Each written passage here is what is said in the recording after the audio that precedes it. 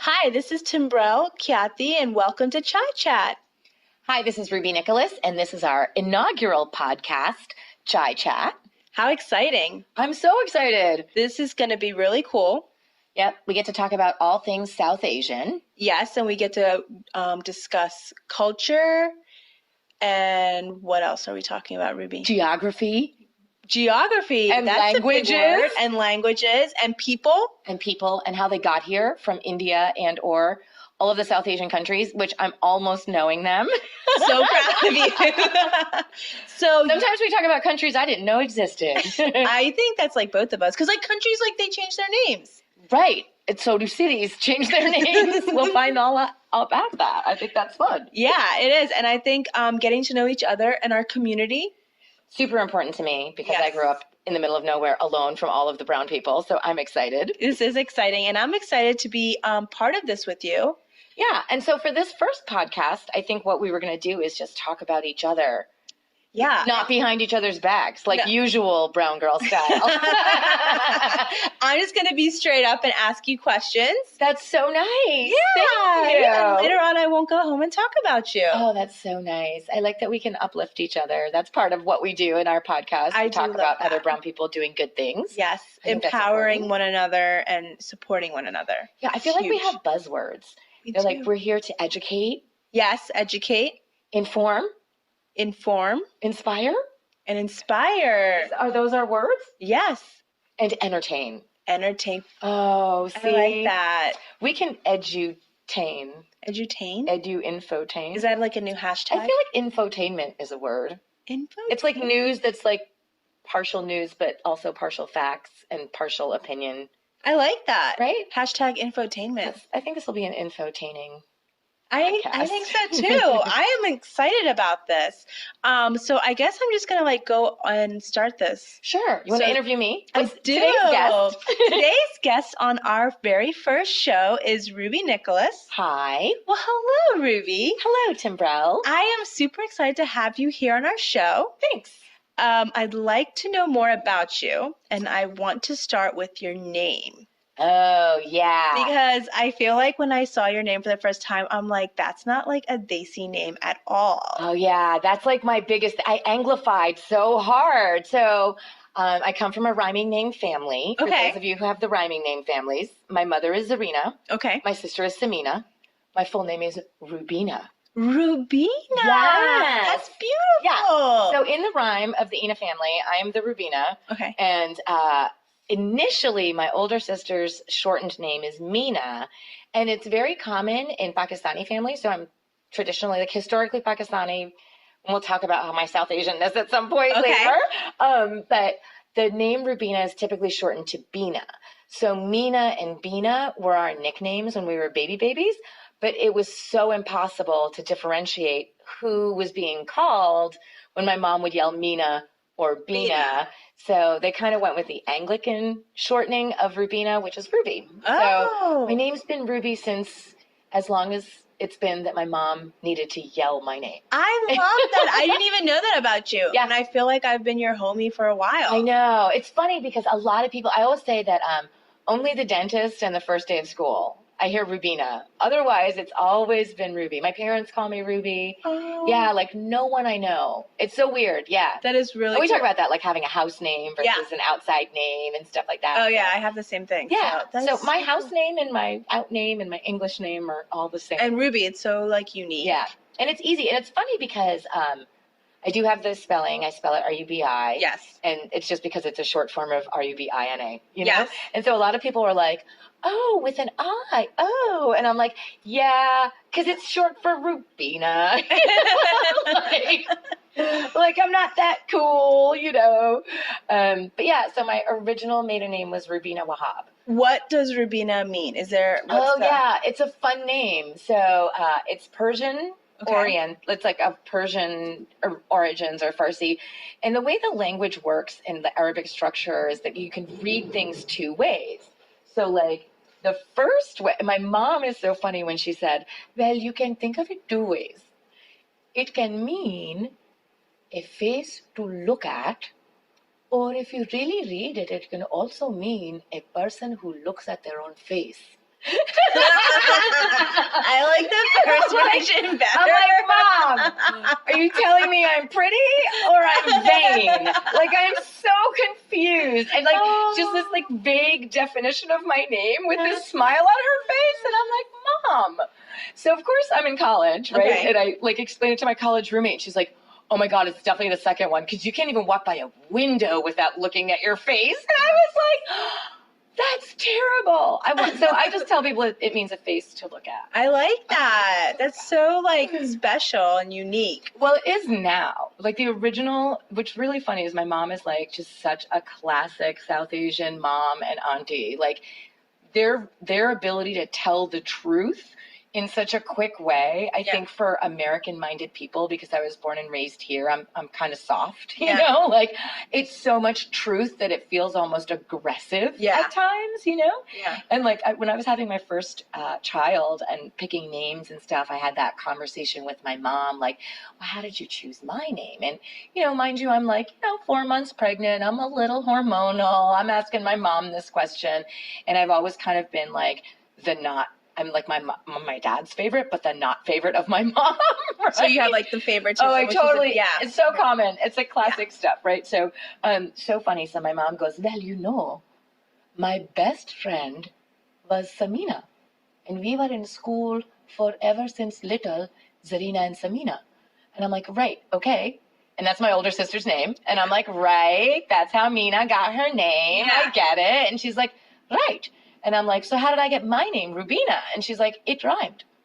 Like that was the 2-word answer to the value and meaning of naming the second child. Goodness. I was like, thanks, Mom. That's awesome. But at least she's honest, because that's the one thing. We get nothing but honesty from South the Asian South Asian moms. moms.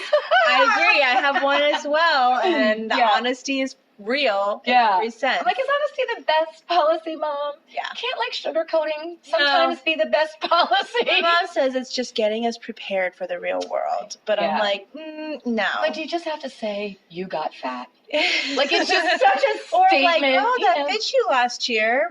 I'm like, yeah, it did. But that's so much more subtle than my mom. That fit you last year. Yeah. That's a nicer, she's learning. gentler way. There's, No, I know. And when you have a whole community of them, it's just really kind of scary. Yeah. You know, I don't know how our kids ever grow up and make it out of the nests, you know? But yeah, so that's, my name is Rubina.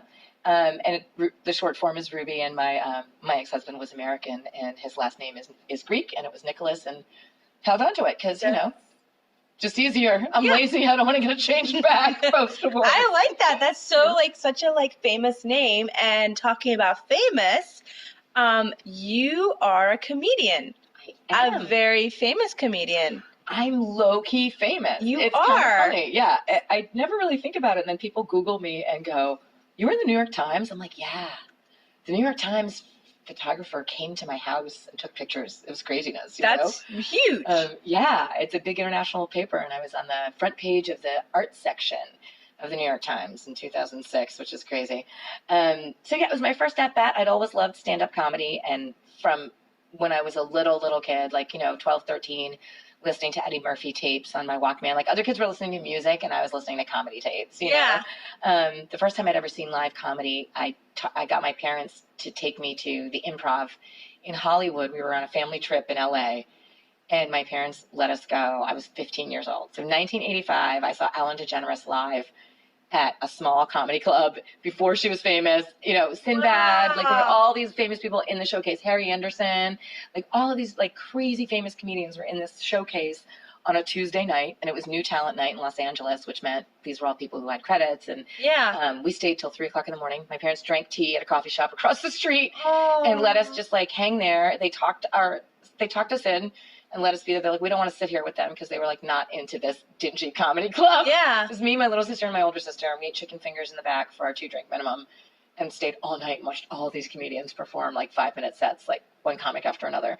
And I'd always been in love with it. But obviously, so I was raised Muslim and Pakistani. Yeah. And it's not a thing that they encourage Pakistani Muslim girls to do. Really? Grab a microphone, get a spotlight, and curse. Yeah. Because we think that's appropriate. That's exactly the opposite of what, Yeah, I joke about it. I'm like, this is not something Pakistani Muslim girls too. Like, people don't realize how gangster I really am. Yeah. Right? Like, the only other girl they let on stage is Malala, and she had to get shot. Like, Yeah. that's horrible, you know? Yeah, that's true. So I try to, like, I did that. I did my very first stand-up comedy set and ended up winning a television show, which is like crazy. It's like your first at-bat in the major leagues. I'm from out of left field. Like, I know nothing about the industry, and it kind of like helped me see that people were interested in hearing more about our culture and, you know, the stories of growing up brown in America. Yeah. And who are we and what are we doing? And we've always sort of been a silent voice amidst this huge population of, you know, Americans who may or may not know who we are. And like, they get to hear the stereotypical version of who is Pakistani and who is Indian and who is Sri Lankan, and, you know, through their images in the media. And it's really nice because I get to kind of be Pakistani and American and South Asian and, you know, all of those things all rolled, and Muslim, and all rolled into one. And I get to stand on stage and talk about those things. And no one else gets to adopt that and say, look, this is who they are. I'll be like, no, look, this is who we are. Yeah. I'm one of, this is who we are. So it's exciting for me to be a public figure, to be out in the world, and to be able to say, like, hey, we're not all the same. We're not all, you know, cut from the same cloth. It's not, you know, there's no unilateral belief that we're coming to get you. Like, stop, you know, like, it's hard when you grow up and you think, like, every boogeyman to every person that you know looks like you. Yeah. You know, says the words that you say, the prayers that you say, and stuff like that. Like, it's a very strange feeling in this country. Yeah. So I think that's amazing. And I am like super excited to be on this podcast with you. Yeah. Because you are definitely going to bring the entertainment to our show. Thanks, man. And it's also really fun because you are an ABCD. Yeah. So having your point of view in our podcast is going to be awesome. So I'm glad to have you as a teammate in this. Yeah. So co-podcast interviewee. Yeah. I want to interview you a little bit too. This is like mini versions of our interviews and how they go. It's always like that. We're like, oh, we talk about all kinds of stuff. Yeah. But I have to talk about your name first. I know a little bit about your name. Yes. So Timbrel is definitely not a traditional Indian name. Not even close. Okay. No. So talk about that. So my first name, Timbrel, is Hebrew. Oh. Yes. So my father can speak like 11 different languages. Wow. German, French, Tamil, Hindi, Urdu, English, Spanish, Hebrew, Greek. Like, he can read it, write it. That's just something he has as a hobby. That's a hobby. It's just a hobby. Just something he just does. CIA linguistics expert. No big deal. Sanskrit as well, which is like the forgotten language. So he has like all this knowledge. And when he was wanted to name his kids, he really loved the Hebrew language. Wow. And also because it has a lot to do with me being Christian, like that's the language we go back to. Yeah. So he named me Timbrel. I was named about 30 days after I was born because his whole thing is... like a baby naming ceremony, like the old Jewish tradition? No, not really, but he just wanted to, like, my father always says he wanted to know his children. He wanted to know his children before he named them. Like, what was my personality like? Was I a loud baby? Was I obedient? Was I a crybaby? Like, all these things. Yeah. So when he named me, my name means to sing to God. And he said that I always was like cooing and just like very sweet. So he named me that. And then he named my middle name Sanskrit. And it's Kyati, and it means famous. And he said that I always had everyone around me, which back then is because I was the first child and I was the baby, but he said that's why he named me my name. That's so cool. My grandparents thought he was crazy, and they're like, why would you name your first Indian child like a Hebrew name? Like, what are you doing? This, like, so your parents are the hippies of India. So. Oh, yeah. My dad is like the if you were biggest American, hippie. Your name would be like Rainbow. Oh, yeah. Rainbow Precious. Yeah. You know, like some crazy nonsense. Like gold. Yeah, it would just be so over the top. But Sony baby. Yeah. That's definitely my dad. He is such a hippie in like so many ways. Oh, that's so cool. Yeah. Yeah. So that's that's funny. Our dads are similar that way. We'll talk about that at some point too. I love that. So Timbrel, Kyati, and then Adidala, because you know my Google voice says Adidala. Does it really? Yes. It was like calling Timbrel Adidala. I'm like, oh, I never even thought about saying it that way. I kind of dig it. Yeah. So Adidala is... So Adidala, it's like my name is like, I'm part of like a Reddy family in the South, but we chose, my dad So chose Reddy, to- we know. Reddy, that's like a, you Yeah. know, everyone who, oh, you're a Reddy, oh my goodness. Yeah. But my dad chose to stick with Adidala, which was a part of that. And it's just a name that they've had in our family for years. I don't really know what it means. Yeah. So it's just something And that so we have. do you guys do the same thing? Like I know in our families we do a thing where all the women have the same last name and all the men have the same last name, and you can kind of pick. Like I have cousins who are brother and sister who don't share the same surname, which is odd. No, Yeah. we don't do that. Oh, that's interesting. Yeah. Yeah, because like so in our family you would be Timbrel Kiati, and Okay. all of the sisters would also be Kiatis. Like my female cousins are all Huma Fatma, Anis Fatma. Their last name is Fatma, and then the male cousins of that same family that are brother and sister, their last name is Tahidi. So like they have that. Yeah. Interesting. So No, like, we and we don't have do like that. clan names. Like I fall in the same clans as like Ansari, Qureshi, Haq on my dad's side, and on my mom's side it's all Han. Okay. So that's very like interesting. The way that Yeah, we out. don't do that. I just think we just like my brothers have like the same middle name as my dad, but like as girls we don't. But it's so weird. Like there's so many different cultures and subcultures, and so I flesh out to be North Indian, and Hindi speaking, and your background is different. Yes, I'm South Indian. So you're the South. So what is your regular like?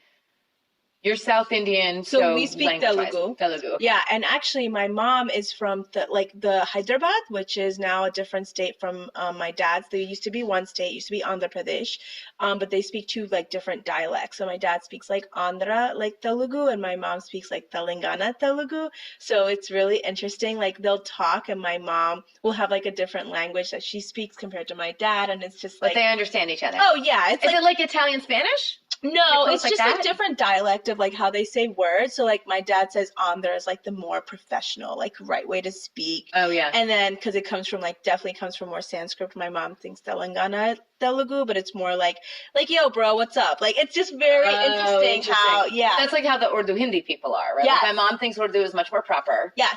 And that Hindi is like mereko, humko. Yeah. You know, like she just thinks it's like Pandu language. Yeah. You know what I mean? Like it's a totally different level. Yeah. That's so funny. Yeah. So that's exciting. So I'm excited to like one of the reasons why we talked about doing this podcast was because we both have such similar backgrounds in that we were both born in, well, you were born there, but I was born here, but raised here in such a way that we didn't have a lot of contact with our culture. And I just think it's so great that you've committed yourself to, you know, developing a business model out of India and being an entrepreneur and, you know, giving back to the community. Like I just never even like thought about going back that way, you know? Like, I think it's so cool. Like, I kind of went the whole, like, I grew up American and just kind of stayed American, you know?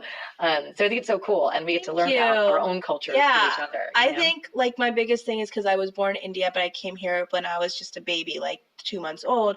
I always felt still connected to the country. And because I had my passport, I was the only one in my family that had an Indian passport. Oh, wow. I was like, oh, I'm still Indian. And this, like, piece of paper will still be, like, the one piece that holds me together. So going back to India by myself and experiencing the country by myself, especially learning the language, it really just made me love my country and people and like what my country has to offer. So I think it's like crazy how I got a business out of this whole thing. And then going back and forth, it's like I say it's like work, but it's always a vacation. Like when I go back. So I love it. Yeah. It's the same thing for me too, right? Like once I started telling jokes and getting on stage and realizing that, you know, once like that first, you know, little old man in Ephrata came up to me with his World War II hat and said, "You're the first one of them I ever met." Oh. I was like hooked. I'm like, I got to do this, like for my people, you know, even though I really don't know my people's situation. I'm kind of like, yeah, but I represent kind of what you do when you come here and like become American and do your thing. Like you don't need to hate, like get to know us, you know? And I think it's important that we all come together and acknowledge that we all are different, but we can all support each other and love each other. And like the fact that you are originally, your family's from Pakistan and I'm from India and we get along and we see so much of the same things that we really are so connected. It's really important for me to be able to share that with others, to bring like, you know, to break the barriers of what other people are thinking our culture, our community is about, or even how we're trying to judge others. Right. So, yeah. And I even think like inner community wise too, I think we have a really nice opportunity to say like, hey, doesn't matter if you're from South India and I'm from North India, like check it out. We have the same common values and the same, you know, interest in family and interest in food and culture and all the things that we have that are common. Let's focus on that instead of all the things that kind of separate us and drive us apart. Exactly. Yeah. And it's like a great time to be doing this. So Yeah. I'm excited to be doing this with you. Me too. And just telling our story and getting other stories out there. And we have a whole panel of guests coming up to talk about just kind of the stuff that we're talking about, and how South Asia has shaped our lives, how we got to the U.S., and what unique sort of tidbits of information we bring from our culture to share with the culture that we now have adopted in our home. I think it's great. And I think also having a younger generation have something to listen to, I think that's something that is really cool, that they can be like, you know what, we're going through something as well. Because right now, I don't know what it's like growing up in this generation, this time, but I hope knowing that they have others that there's backup there. That we have been through something, and that, you know, we understand that growing up in a country that's so different, as well as being part of two cultures, is harder than said than done. So we want to be there for everyone. And if you ever have thoughts, I think you guys should send us emails or messages on the Facebook page, IOLC. I think we want to hear all of your feedback. Suggestions on anyone that you think might be really fun to talk to. I think that would be great. Yes, and connect us with other people in the industry or people that we would want to tell their stories in this area or beyond. We're open for that, right? Yeah, I'm totally open for that. And we're excited to have people listen in. So definitely tune in to Chai Chat. Yes, and there's chai involved. There's always chai involved. Always chai. And biscuits. And biscuits. Yeah, we have tons of good biscuits. Yeah. So you can't eat them on the podcast unless you're a guest. Exactly. So send more guests to us. Send biscuits. Yes. We'll make the chai. Thank you so much for being part of this with me. Yeah, thank you. It's going to be great. It is. Listen in to Chai Chat. Okay. See you later, guys.